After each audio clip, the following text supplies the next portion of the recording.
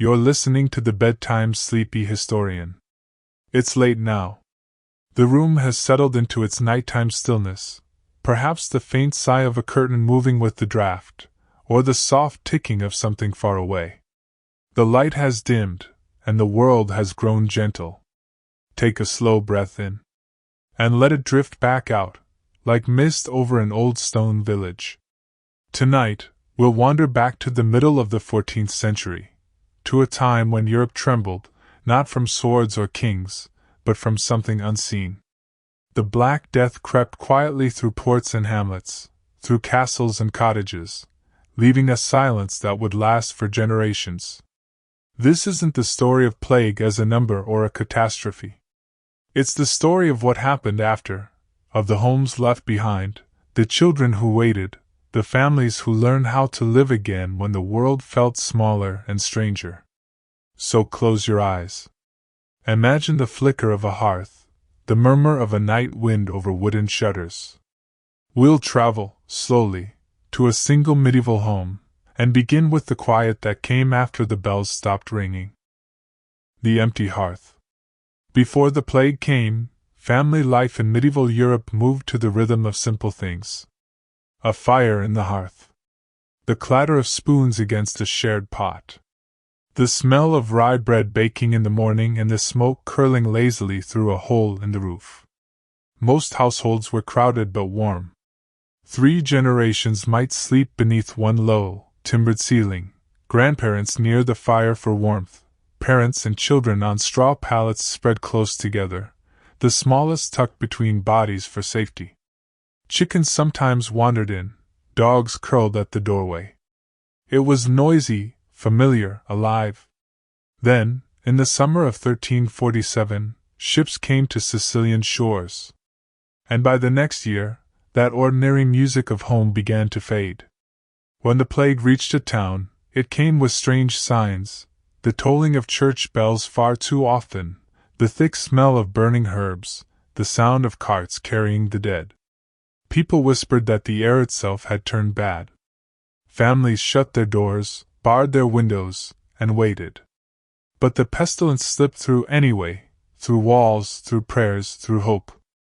Within months, entire households disappeared from the parish rolls. Fathers who worked the fields were buried by monks who no longer kept count. Mothers fell ill while trying to nurse their children.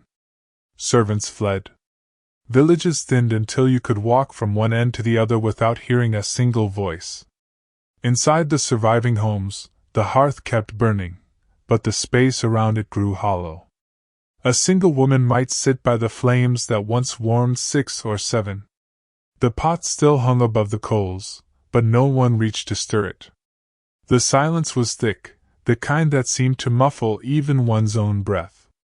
Chroniclers wrote of widowed villages, places where every second cottage stood empty. Travelers described towns so quiet that the sound of a crow's wings startled them. Yet life continued stubbornly. Someone had to feed the animals. Someone had to mend the roof before rain came. A surviving child might light the hearth because the habit of warmth was all they knew. Those who remained began to rearrange their days. Morning prayers grew longer. Meals were taken slowly, not out of abundance but because there was no one to share them with. In the evenings, people lingered by the fire, whispering names aloud so they wouldn't be forgotten. In some places, neighbors joined together, 2 half-families sharing one house, combining their food stores, caring for one another's children. What had once been a clear line between my family and yours softened, blurred by necessity and grief. Archaeologists, centuries later, would find traces of this quiet rearrangement, hearths rebuilt, extra sleeping pallets added, new storage pits dug beside old ones. It was as if the survivors had instinctively gathered closer, making smaller circles of light in a darker world. The church tried to keep its rhythm, too. Bells still rang for vespers. Monks still chanted psalms. But even the clergy thinned, and families who once relied on priests to bless births and marriages now blessed each other instead. Faith became a household thing, whispered prayers over bread, a sign of the cross traced in ash above a doorway. To modern eyes, it might seem a grim existence. But for those who lived it, there was a strange kind of clarity. The plague had stripped life down to its barest essentials: fire, food, companionship, memory.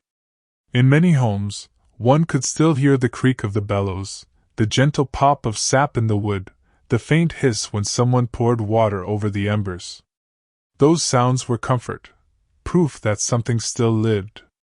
And when night fell, survivors often kept the hearth glowing through until morning, afraid of what silence might bring if the fire went out completely. So if you imagine that small medieval room now, a stone floor swept clean, a single flame trembling in the draught, the faint smell of smoke clinging to everything, you might sense both sorrow and strength there.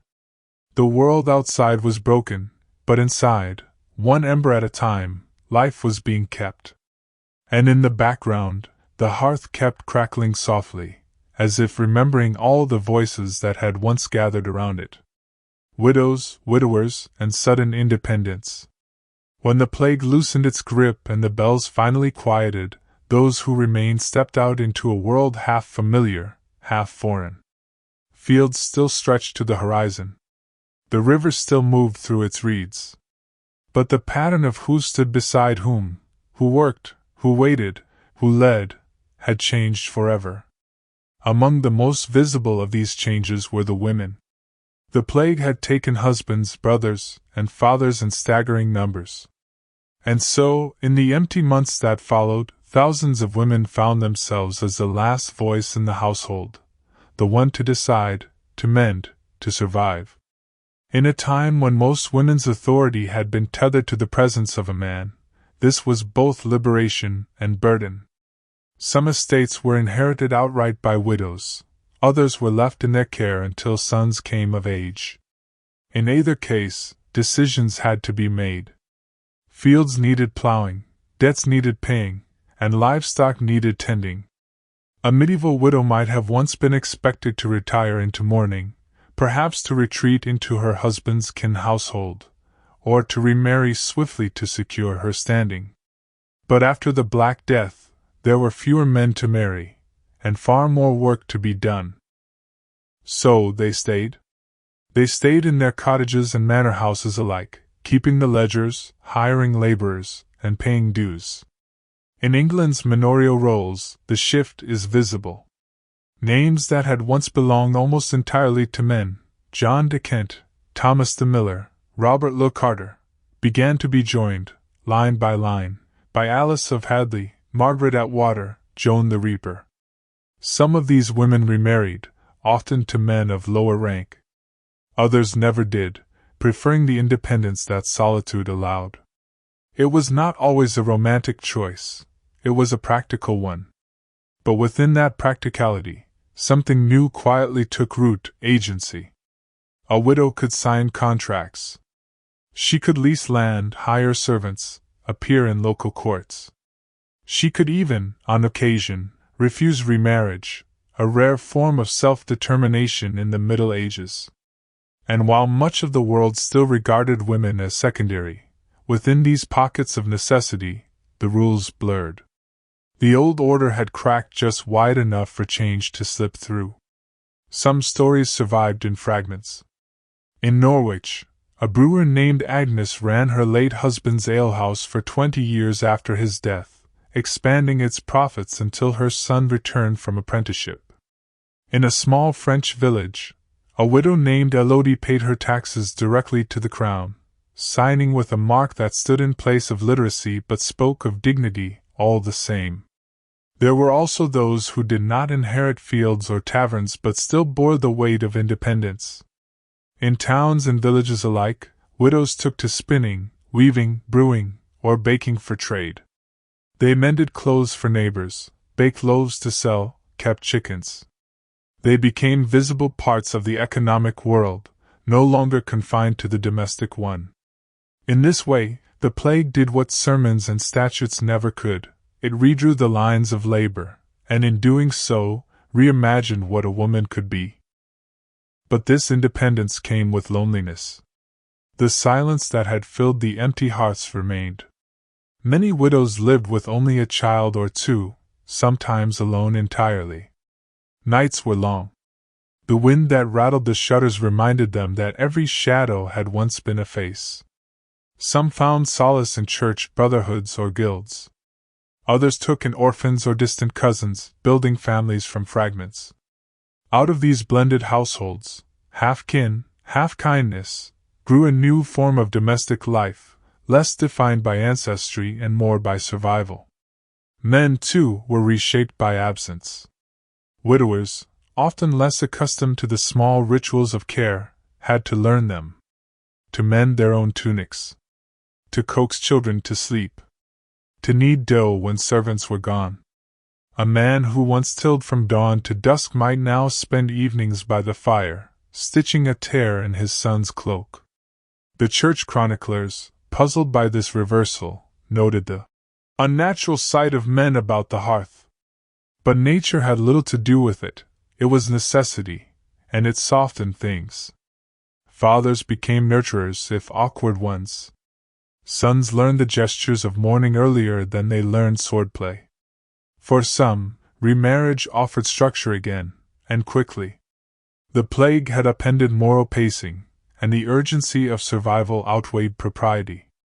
Widows married farmhands, widowers courted neighbors, alliances formed over shared hunger rather than shared lineage. A widow with a field needed hands, a man without land needed shelter. Together they formed new, pragmatic unions, marriages born less of status and more of solidarity. The church disapproved of such haste. Priests reminded their congregations of mourning periods, of sin, of the sanctity of patience. But in a time when death came without warning, people found holiness in presence, not delay.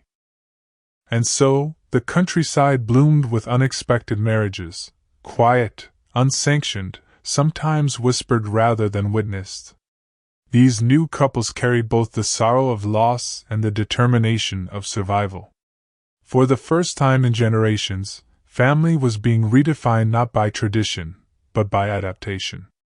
When historians look back at the decades after the plague, they often speak of economic changes, of wages, land, and trade.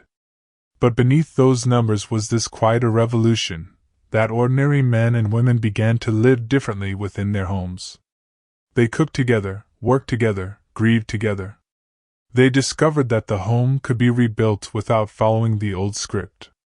That family could be remade by choice, by cooperation, by simple endurance. And while the world outside began its slow climb back toward its former bustle, the markets reopening, the churches refilled, behind closed doors, the texture of daily life had changed forever.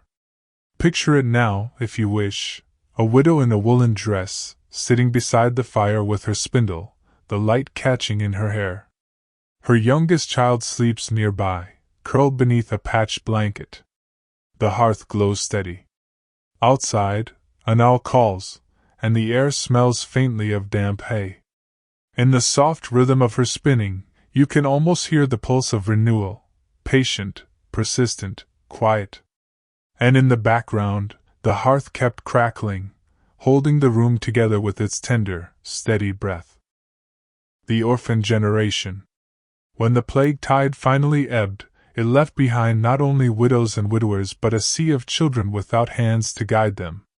The chroniclers wrote of wandering youth, small figures moving along the edges of towns, dusty-faced, eyes too old for their age. Some were found sleeping in church porches.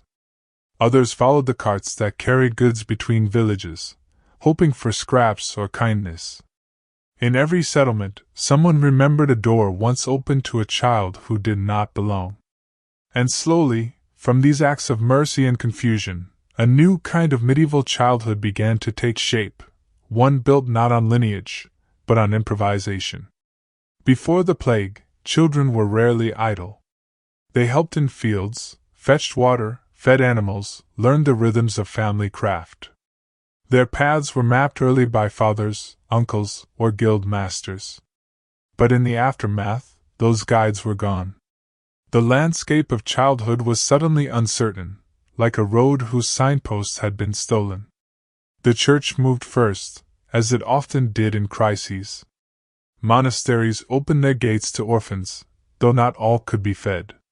Some children were set to tasks, sweeping cloisters, tending gardens, ringing the bells that tolled each morning. The monks called them God's little laborers. For many, it was the first safety they had known in months. Yet even the monasteries filled. And so the care of the lost fell, unevenly, upon communities. In England, in France, in the low stone villages of Italy, neighbors took in the children of the dead. Sometimes it was out of duty, a godparent honoring a promise. Other times it was simple need, an extra pair of hands for a household now missing its father. These blended homes were fragile, temporary, shifting like sand. A child might pass from one house to another as the seasons turned, belonging everywhere and nowhere. Yet within that movement grew resilience, an early understanding that love could be borrowed, that belonging did not always come by blood. Records from the 1350s tell of small inheritances left to foster sons and maidens in our keeping. They suggest a tenderness rarely captured by law. People began to see care itself as a form of kinship. Still, the experience left its mark. For those who survived their orphan years, life carried a particular stillness, a habit of holding back, of expecting loss. Chroniclers noticed a generation who married later, who hoarded food, who built smaller families. Perhaps they had learned too young that permanence was a fragile illusion. In towns, orphans sometimes gathered into loose brotherhoods. Older youths taught younger ones trades, how to mend shoes, carve spoons, thatch roofs. The idea of apprenticeship stretched, no longer just an economic bond but a substitute for family itself. A master's wife might become a stand-in mother, the workshop, a home. The sound of hammers striking wood, the steady rasp of a whetstone, these became the lullabies of children who no longer had cradles. Those with no trade to find often drifted to cities, swelling the margins of medieval life. Begging became organized, sometimes overseen by the church, sometimes simply tolerated. A child might stand at a cathedral door with a bowl carved from driftwood, whispering, "Alms for the soul of my mother." And more often than not, a passerby would pause, drop a coin, and murmur a prayer for both. In rural places, where fields stretched wide and labor was scarce, the orphans' fortunes were gentler. Landowners, desperate for workers, began taking in older children as farm hands. In return for food and shelter they plowed, herded, gleaned. Some were treated kindly, even adopted in all but name. Others worked until their small bodies bent like the adults beside them. Yet, even hardship could root them in the living world again, the feel of soil, the warmth of daylight, the hum of bees around the hedgerows. These simple things became their tutors. There were quiet moments of grace. In a chronicle from the Low Countries, a priest wrote of visiting a widow who had taken in 3 orphans. He described them sitting by her fire one winter evening, sharing a bowl of broth. One child was carving a toy from a scrap of wood, another was humming softly. "I thought," he wrote, "of the Virgin and her child, and how every hearth might yet become holy if tended with care." From such hearths grew a scattered, tender legacy, a belief, perhaps unconscious, that family could be made wherever compassion was practiced. But sorrow lingered too. Many orphans carried fragments of memory like stones in their pockets, a mother's shawl, a wooden spoon, a lock of hair.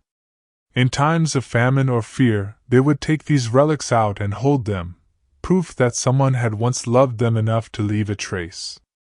In adulthood, they often built families of their own with fierce devotion. The idea of keeping a child safe, of never letting the fire go out, became almost sacred. It was as though the absence that had shaped them demanded to be filled with gentleness. And so the next generation, the children of the orphans, grew up in homes quieter, perhaps, but steadier. Parents who had known hunger made sure the pot was never empty. Those who had slept in doorways built houses with strong doors and clean straw. They told their children stories, not of kings and saints, but of endurance, of how love had survived the plague.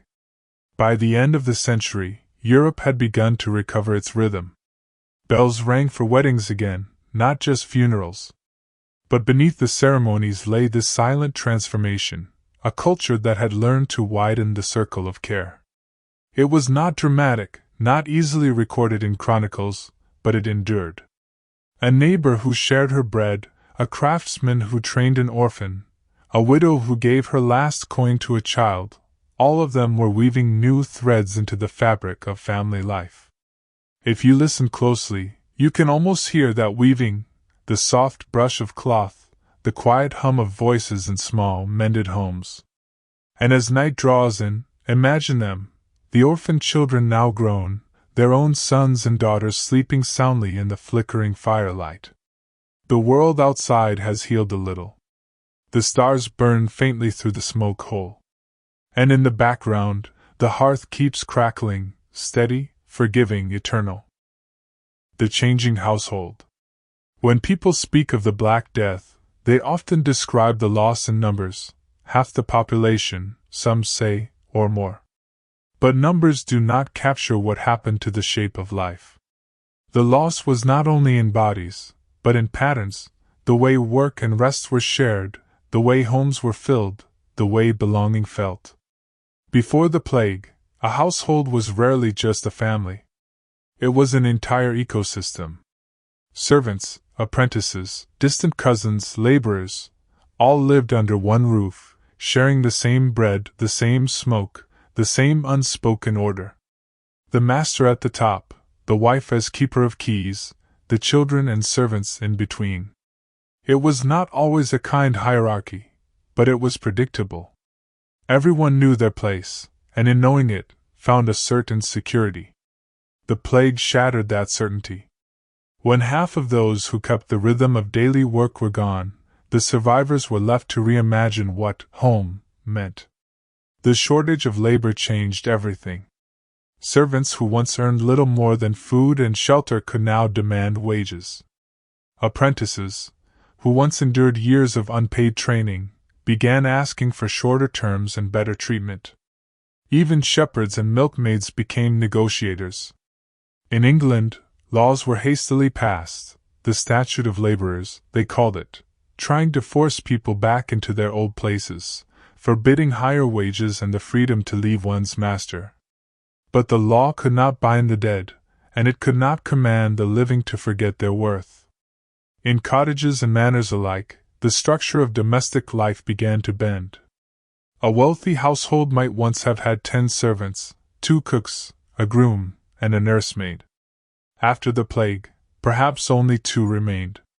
The lady of the house, once removed from the rhythm of chores, now found herself kneading dough or stirring pottage. In peasant homes, the change was just as striking. Where once extended families lived together, parents, children, in-laws, even hired help, the survivors formed smaller, leaner units. A widow and her son. 2 siblings. A farmer and his 1 apprentice. The home grew quieter, more intimate, less divided by rank. In the evenings, the few who remained would gather closer to the fire. There was less talk of obligation, more of cooperation. It was not equality in any modern sense, but it was a softening, a subtle reordering of how people regarded one another within the same walls. Servants became companions. Masters became caretakers. And in the long hours of winter, they came to see that survival required kindness as much as command. This shift touched every corner of medieval life. In towns, guild masters began allowing their apprentices to live more like family, sitting at the same table, sharing the same bread. If a master died, his widow might inherit not only the tools but the apprentices themselves, continuing the trade as if she had always belonged to it. In villages, households combined. Two small families would share one cottage, pooling labor and harvests. They worked side by side, not out of charity but out of quiet recognition that isolation could no longer sustain them. Even in noble estates, the same truth unfolded. Chroniclers mention great halls where lords dined alongside their remaining retainers, the rigid seating order relaxed out of necessity. When grief humbled every rank, status lost its sharpness. There was another change, quieter still. Affection began to find more room. With fewer people, each bond became more precious. The affection between masters and servants, between foster children and caretakers, between aging parents and grown sons, all deepened in the silence that followed loss. Letters from the time carry new tones of tenderness. One steward wrote to his absent lord, "I keep your house well and think of you each day. The hearth is tended, and your hound sleeps by it still." It was not just duty speaking, it was care, plain and human. And within these small gestures lay the beginning of something larger, a slow shift toward the idea that a household could be more than a structure of command. It could be a community. In the countryside, the rhythms of shared work grew more deliberate. People rose together, mended together, harvested together. The sound of scythes in the field carried farther, the silence between them softer. Meals were simpler but steadier. A single pot of stew stretched across more mouths. Bread was torn and passed by hand, each piece a silent promise that no one would be left hungry if it could be helped.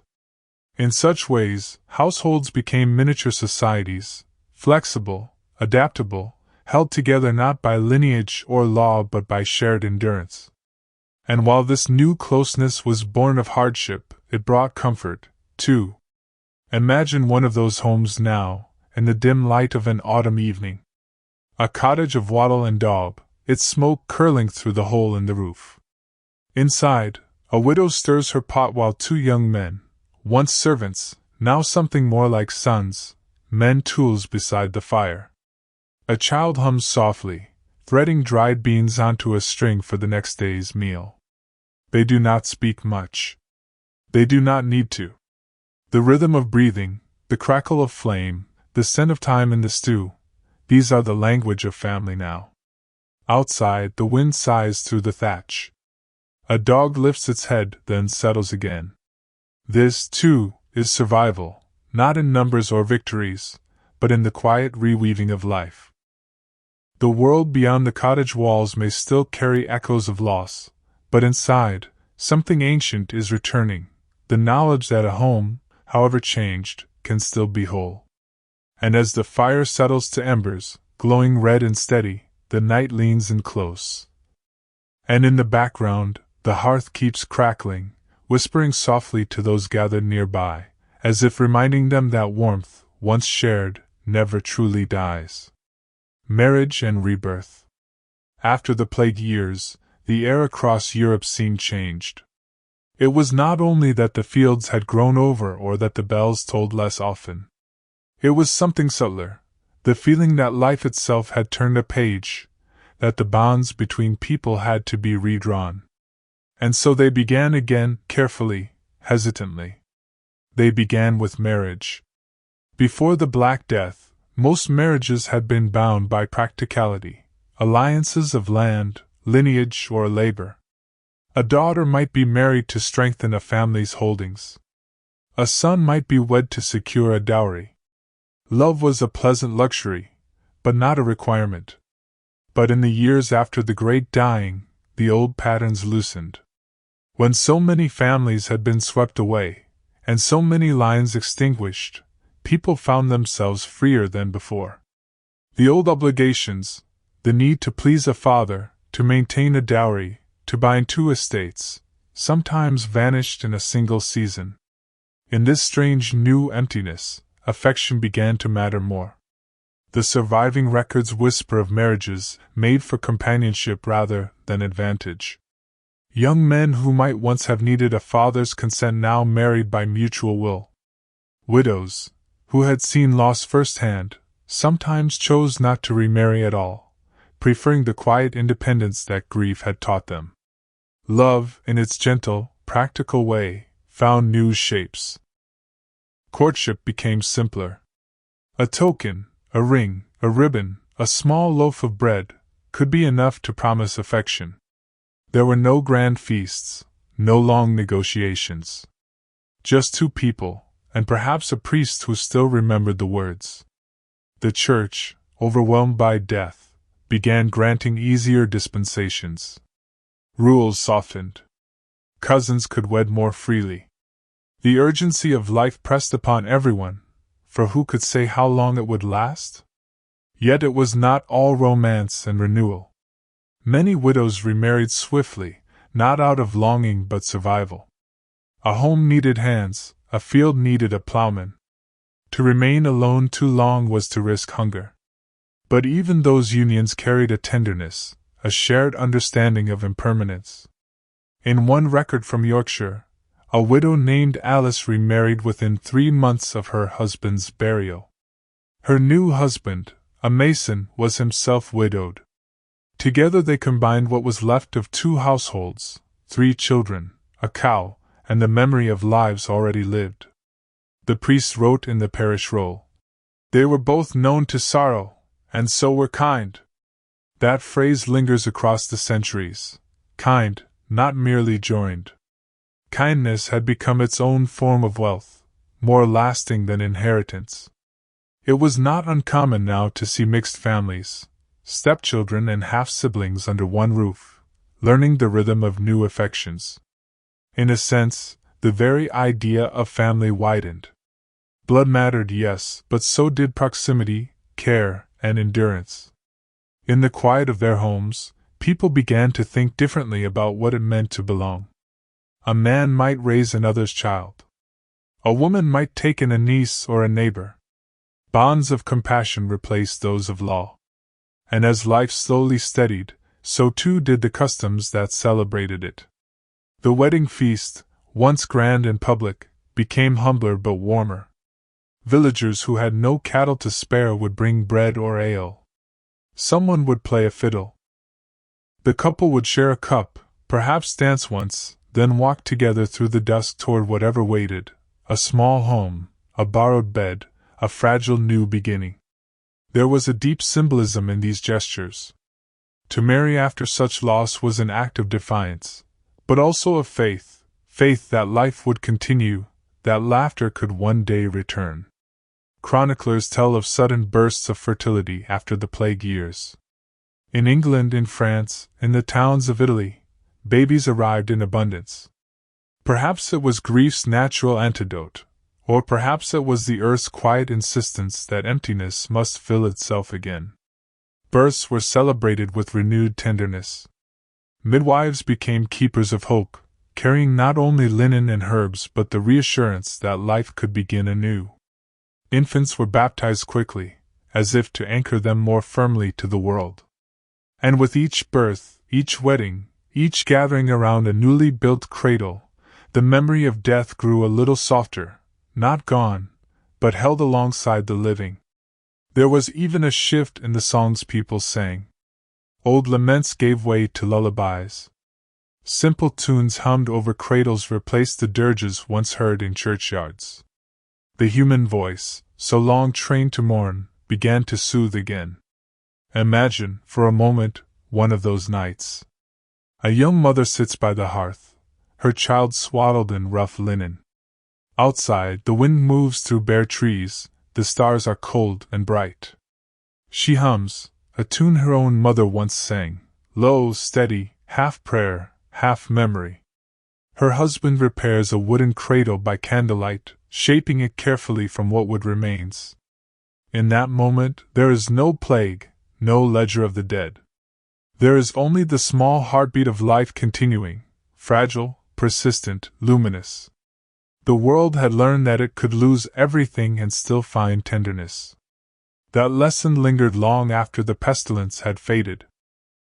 And so marriage, in its quiet post-plague form, became a symbol of rebirth. Not merely of 2 souls joined, but of the whole fragile fabric of humanity finding the courage to begin again. In the soft creak of the cradle, in the steady breath of a sleeping child, people heard something sacred, the world remembering how to hope. And as the fire settled low, sending its last orange flickers across the walls, the mother whispered a small prayer of thanks, not to any saint in particular, but to the silence itself, for granting them another day together. Outside, the night deepened, and in the background, the hearth kept crackling, gentle and constant, like the heartbeat of a world reborn. Children of the aftermath. The children born after the Black Death came into a quieter world. The clang of the church bells had softened, the air itself seemed gentler, though perhaps that was only how their parents wished to remember it. Fields had gone wild, hedges grown thick, and in the silence of so much absence, the laughter of a single child carried far. These were the children of survival, not the heirs of a confident age, but of one that had nearly vanished. Their parents looked at them with something close to wonder, as if they were improbable gifts. Every birth, every small cry in the night, was a triumph of persistence. Yet these children were born into a strange inheritance. The world they entered was half ruined, half renewed. They would grow up among empty cottages and abandoned mills, where nettles crept over doorways and names had faded from memory. The roads they played on were quieter. The fields they worked were larger. There was more land, more food, and for a while more freedom. Because there were fewer mouths to feed, the surviving families found themselves with choices that their grandparents had never known. A peasant child might now learn to read, if there was a kindly priest nearby. A farmer's son might apprentice to a trade instead of staying tied to the same plot of earth. Girls, too, found their roles shifting. Some entered convents not out of necessity but choice, and some remained single longer, keeping the small inheritances that the plague had unexpectedly left them. The idea of what a childhood could be began to stretch. Before the plague, most children had been folded quickly into labor, shepherding by 7, fieldwork by 10, apprenticeships by 12. After the plague, the pace slowed, if only slightly. There was more room to grow, to play, to linger in the in-between years. It was as if society, briefly stunned by its own fragility, allowed its young a few more breaths before the weight of duty resumed. In towns, the orphaned children of the plague found new kinds of belonging. Many had been left without parents, their names scribbled in parish rolls beside the word pure sign pater, child without father. But these children were seldom abandoned. Villagers took them in, guilds apprenticed them early, monasteries sheltered them. The medieval world, for all its hardships, had a way of folding orphans into its fabric, because everyone knew what loss felt like. Some grew up with foster families that blurred the line between charity and kinship. An orphan taken in by a blacksmith might one day inherit the forge. A girl raised by a widow might stay for life as a companion. The bonds of blood, already thinned by the plague, gave way to bonds of choice. And so a quieter, more flexible sense of family continued to emerge. Children were not just heirs to property now, they were heirs to resilience, to adaptation, to the simple art of surviving in a world that had once seemed finished. The records of the time rarely speak in the voices of these children, but we can glimpse them in small traces, in the margins of manuscripts, where a young hand practiced letters, in the wear on a wooden toy found beneath the floorboards of a peasant home, in the faint footprint left by a bare heel in drying clay. Those tiny signs remind us that they laughed, that they imagined, that they were capable of joy even among ruins. Picture one such child, a boy of 8, living in a village rebuilt upon the bones of the old. His father tends sheep in pastures reclaimed from fallow land. His mother weaves linen by the hearth. The boy spends his days chasing dragonflies near the stream, or helping patch the thatch with nimble hands. He has heard stories of the pestilence, but they feel distant, like a bad dream told to warn him to wash his hands after tending the animals. For him, the world is new. The air is clean. The silence feels peaceful, not mournful. He learns not only the ways of farming but of gratitude, the quiet gratitude of those who know that nothing, not even sunlight, can be taken for granted. The children of the aftermath grew up surrounded by ghosts, but they also grew up surrounded by space, literal, physical, emotional space. Where there had once been crowding, now there was room to breathe. And in that space, something remarkable took root. These children, or their children's children, would form the generation that transformed medieval Europe. They would fill the monasteries again, rebuild the guilds, reopen the markets. They would plant orchards where plague pits had been, and hold fairs where once the ground had been too sacred to tread. Out of scarcity, they would create abundance.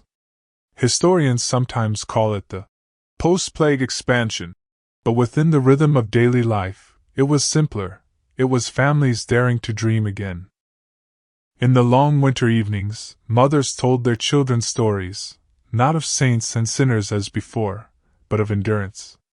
They spoke of neighbors who shared their last loaf, of fields that healed themselves, of the strange kindness that followed fear. And the children listened, wide-eyed, imprinting those stories deep within their bones. They would carry them forward, a quiet legacy of tenderness, passed not through titles or wealth, but through memory and tone. To them, the world was not only something to survive, but something to rebuild gently. They would grow up planting trees for shade they would never sit under, rebuilding chapels with stones their fathers had salvaged, reweaving the torn fabric of villages one spindle of wool, one shared loaf at a time. And though they did not know it, their patient work, their simple, steady faith in living, would be the soil from which the later flowering of Europe would rise. Art, craft, literacy, and trade all found their roots again in the hands of those who had been children when the world was still remembering how to breathe. When night fell, these same children would curl beneath rough blankets, lulled by the sound of their parents' whispering prayers of thanks. The flicker of the hearth would cast shadows across the rafters, shadows that looked like branches growing. Outside, the frost gathered quietly along the eaves. The world slept, and within the safety of one small home, a family dreamed, not of plague or fear, but of mornings yet to come. And in the background, the hearth kept crackling, slow, steady, and soft, the sound of new life warming itself against the long memory of loss. Work, wages, and the price of survival. When the plague at last loosened its hold, Europe awoke into a world profoundly altered by absence. Fields lay unploughed, barns half empty, workshops silent. Where once there had been too many hands, now there were too few. It was not a sudden awakening, but a slow stirring, like dawn returning after an endless storm. The first to move were those who could work. Those who still had strength, who still knew the crafts, who still heard the call of the soil. Across the countryside, people began to realize something startling. Their labor had gained value. Before the Black Death, work was cheap and abundant. A peasant might toil from dawn to dusk for a pittance, tied to a lord's land by ancient duty. A craftsman might earn just enough to eat, while apprentices lived half as servants, half as students. But when death took half the workforce, the living discovered their worth.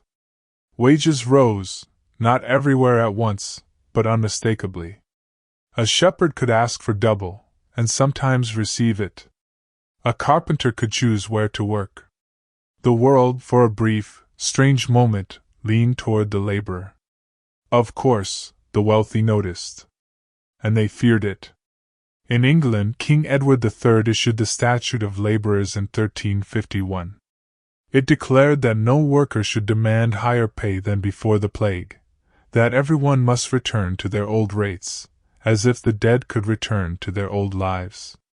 But laws cannot mend the imbalance of the world, and parchment cannot plough a field. People moved, quietly, deliberately, toward opportunity. Serfs fled their manors, walking away from centuries of obligation. Entire families disappeared overnight, seeking villages that would pay fairly. If caught, they might be punished. But many were not caught, for who was left to chase them? The old feudal bonds, already frayed, began to unravel. It was not rebellion in the loud sense, not yet. It was something more intimate, the quiet assertion that one's hands, one's back, one's time, had value. In some regions, lords tried to lure workers with promises, better cottages, freedom from dues, even small plots of land. The hierarchy softened out of necessity. In others, villages simply restructured themselves, electing reeves, sharing harvests, managing their own affairs. The very rhythm of work changed. Fields that had once supported dozens now were tended by a few. The survivors grew clever with tools, more deliberate with the seasons. They planted crops that required less labor, raised more sheep for wool instead of grain for bread. The gentle bleating of flocks replaced the chatter of reapers. Hillsides that had once echoed with human voices now rippled softly with grazing animals. It was a quieter economy, but also a more fluid one. The gap between peasant and merchant narrowed, if only by a thread. Coins changed hands more often. Trade revived in small ways, wool to Flanders, salt to the coasts, honey and wax to the monasteries. Even in cities, the pulse of work shifted. Guilds opened their doors to newcomers. Orphans became apprentices, widows took over workshops. The rigid male order of labor gave way, gently, to necessity, women spinning, brewing, trading, even running inns. And yet, amid all this movement, a strange guilt lingered. Some chroniclers wrote with discomfort of laborers growing proud, of maids wearing fine cloth, of men drinking ale too boldly. To them, this new prosperity felt unnatural, even sinful, as though the plague had inverted the rightful order. But for the workers themselves, it was not pride. It was the quiet relief of being needed, of knowing that their skill meant survival. Imagine a mason in a half-empty village. The church bell still rings, but its sound drifts across open fields instead of crowded homes. He sharpens his chisel, looks at the sky, and begins again, one stone at a time, repairing the same wall his father built before him. For his work, he receives a wage enough to feed his family, perhaps even save a little. It is not wealth, but it is dignity. And in that slow act of rebuilding, he senses something profound. That the balance of the world has shifted, and that for the first time, his hands helped shape its future. Across Europe, similar scenes unfolded, quiet revolutions disguised as ordinary days. A widow in Ghent sells her woven cloth for more than ever before. A farmhand in Normandy marries the daughter of his employer. A shepherd in Tuscany leases the very land he once worked for another. The boundaries between servant and free began to blur. Of course, not everyone welcomed it. Lords and kings feared the erosion of control, and the church, uneasy, preached humility and obedience. But the change could not be undone. The plague had turned the world inside out, and from its hollowed core came the first whispers of a new social order, one built not on inherited power, but on the simple, persistent worth of work. As the years passed, the effects deepened. By the late 14th century, entire generations had grown up knowing only this new world, a world where mobility, however limited, was possible. A plowman's son might become a tenant farmer. A brewer's daughter might inherit her mother's trade. And though inequality would return, hard and inevitable, for a brief and golden span the poor had glimpsed agency, a fragile, flickering light in the long medieval night. At dusk, when the day's labor was done, the workers would sit together at the edge of their fields. They would speak softly, not of rebellion or riches, but of small contentments, of bread baked from their own grain, of roofs that no longer leaked, of hands that ached with honest fatigue. The sky above them would darken, the stars would blink awake. The earth smelled of tilled soil and wood smoke. And in that hush, as the wind passed gently through the stubble of harvest, they might almost believe the world was fair. And in the background, the hearth kept crackling, its glow dancing against callous faces, its warmth the quiet payment for another day's survival.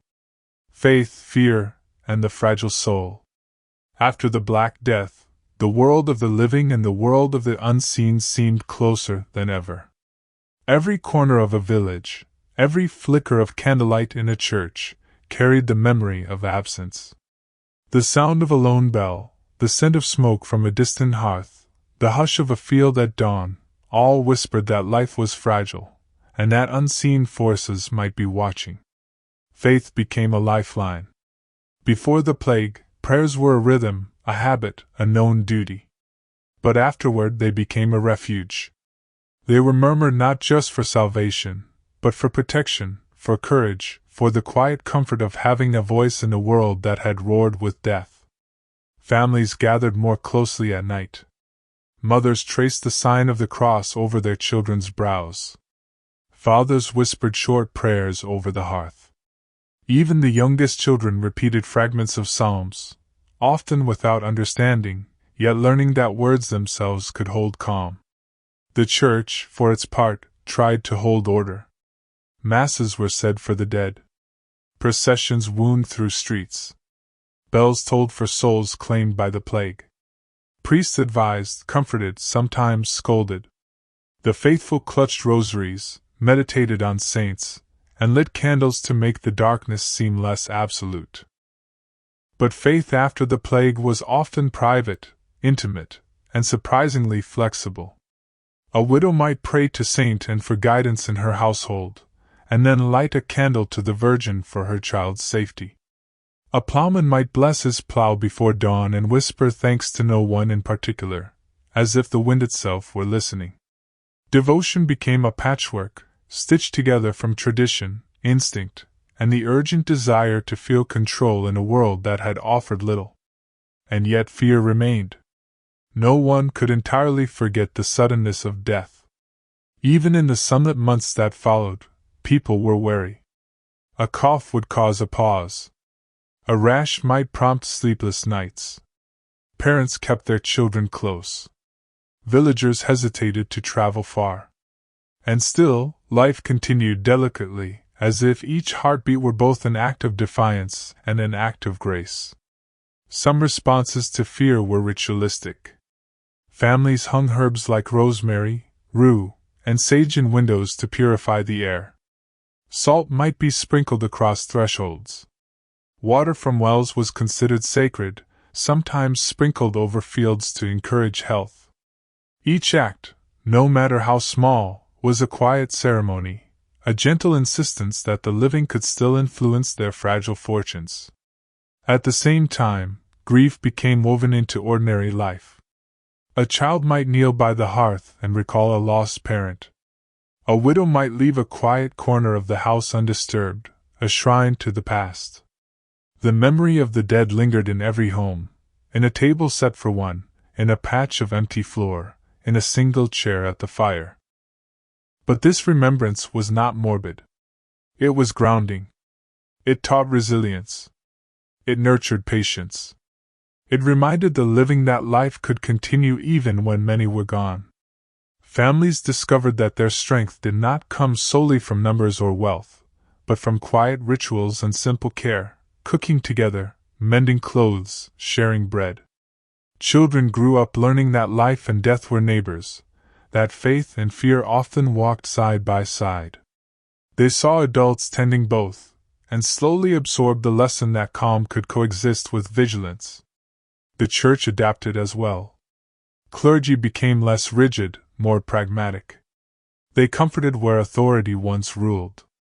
In small villages, a priest might bless a child one moment, and the next, lend a hand with a dying cow or advise on planting the next season's crop. Faith and daily life intertwined, inseparable from the rhythm of survival.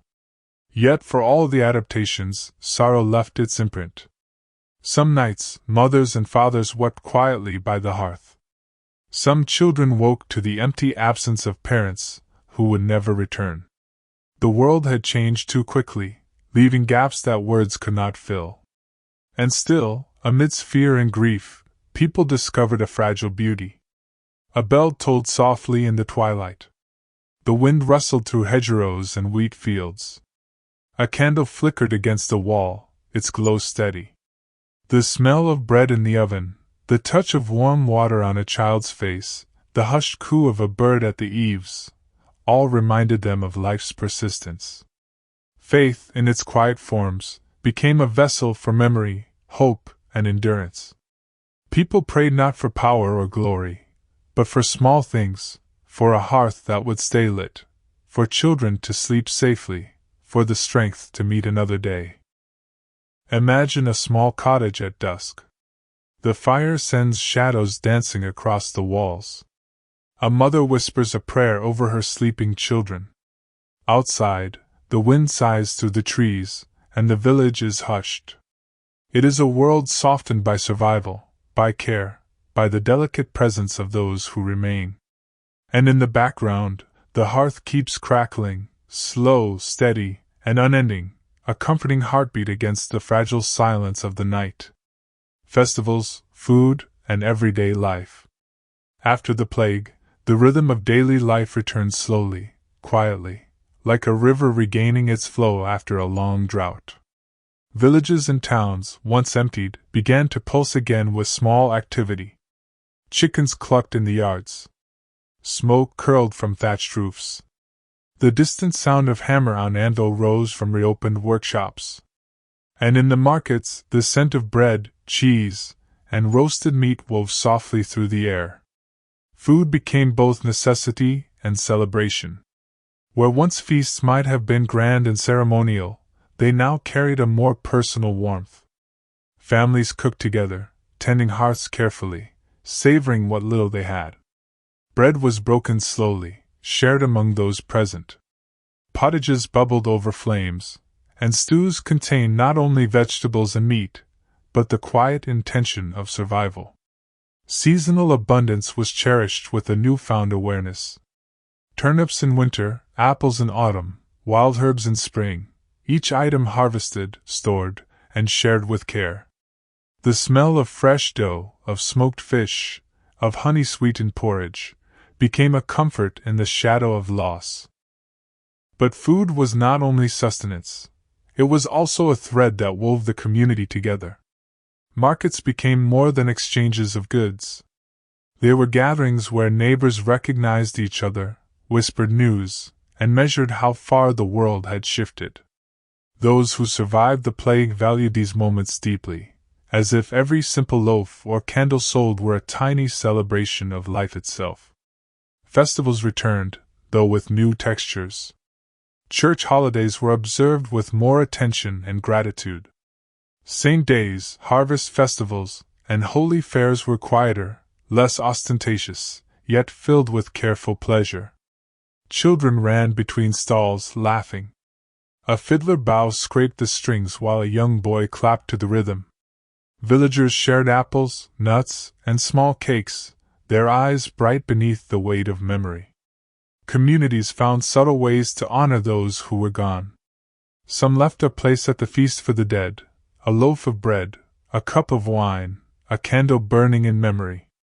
Others told stories aloud, of the neighbors who had vanished, of midwives and ploughmen, of sisters and brothers lost too soon. Through food and ritual, the presence of the past lingered alongside the living. The architecture of daily life also shifted. Cottages were repaired and expanded. Fields were better organized. Wells were cleaned and maintained. The scarcity of labor forced households to innovate.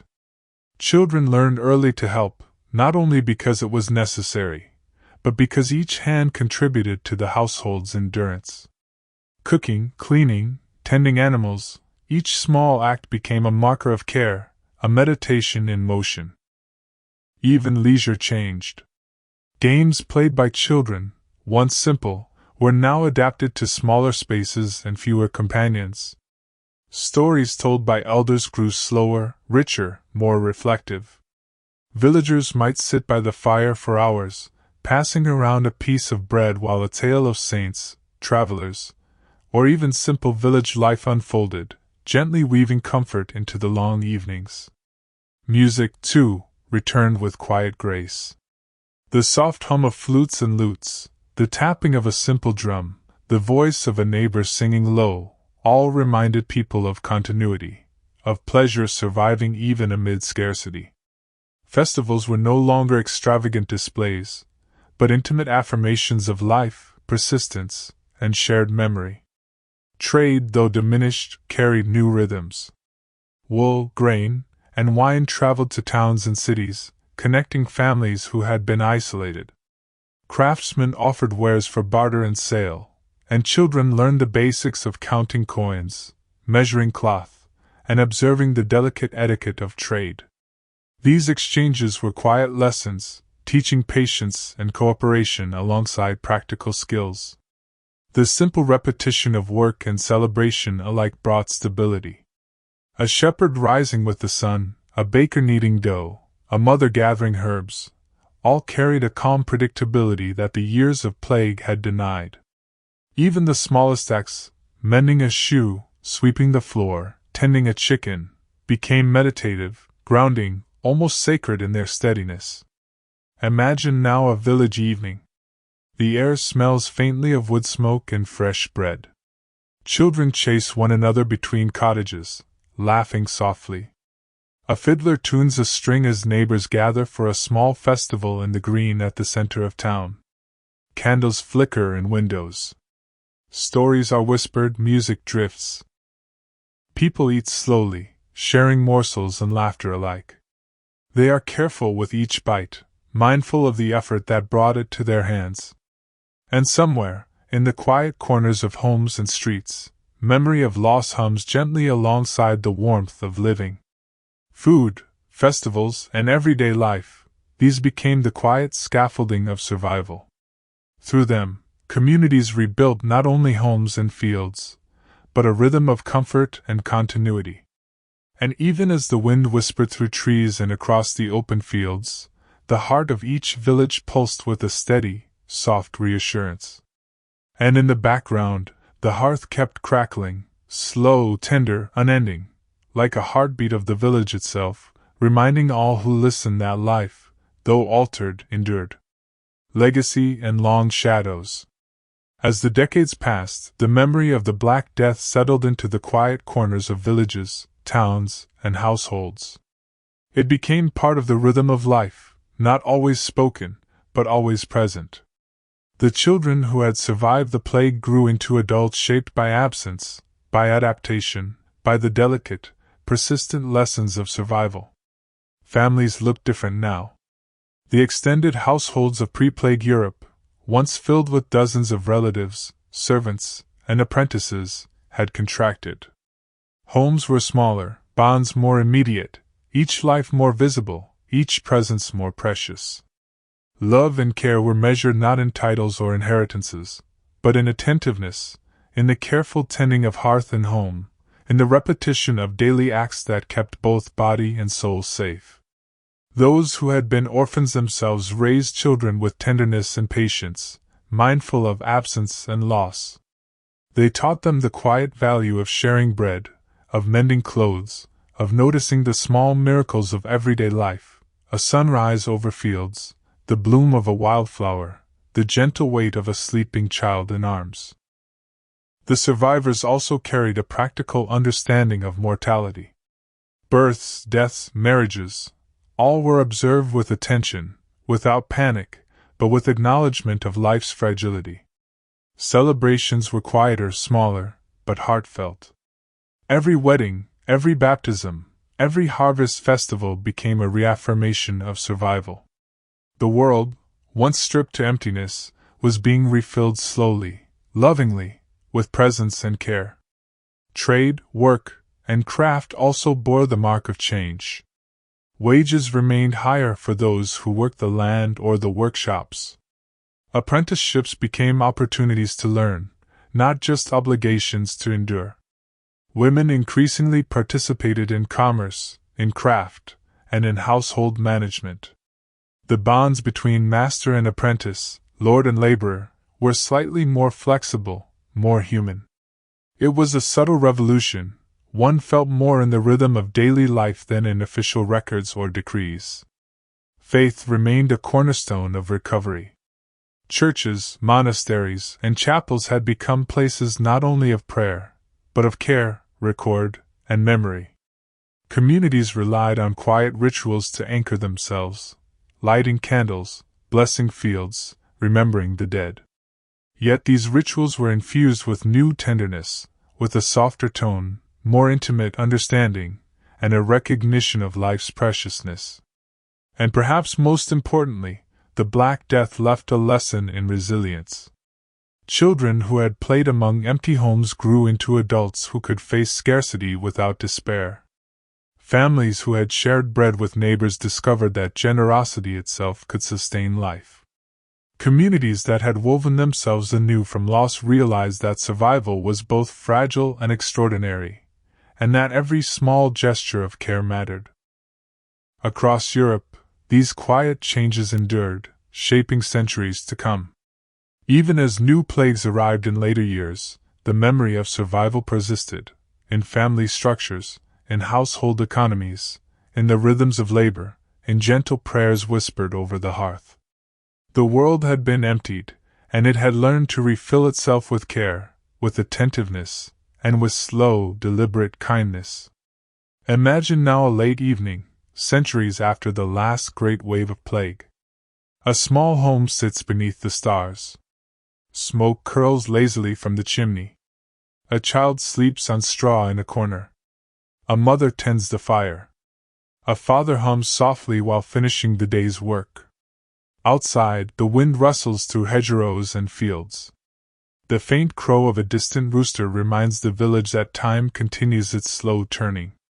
Within the home, the rhythm of life, humble, steady, attentive, persists. And if one listens carefully, one can hear the echoes of the past carried in the simplest sounds. The crackle of the hearth. The soft rustle of straw beneath a sleeping child. The hum of a mother's lullaby. All of it whispers a gentle truth, that life, even when stripped to its most fragile state, finds a way to continue. And that the quiet acts of care, presence, and love, tending hearth, sharing bread, holding a child's hand, are the threads that knit generations together, even after the darkest loss. And in the background, the hearth keeps crackling, slow, constant, comforting, carrying both memory and hope into the long, gentle night.